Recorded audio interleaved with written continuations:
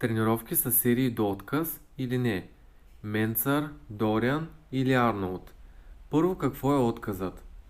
То е когато не можете да направите още едно повторение с перфектна техника и пълен обхват на движение. За кого не е отказът? Той със сигурност не е за начинаещите, които все още не са си изградили техниката, но е подходящ в някои случаи за средно напреднали и най-вече за напреднали. Та трябва ли да тренирате до отказ? Няма точен отговор. Всичко зависи от човека и неговия майндсет. Има хора, които обичат да се напъват много и съответно ще резонират повече към методиките на Дориан и на Майк Менцър.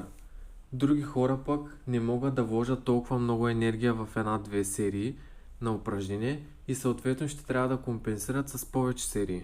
И едното работи, и другото. Въпросът е вие да намерите своя начин на трениране, който ще ви доставя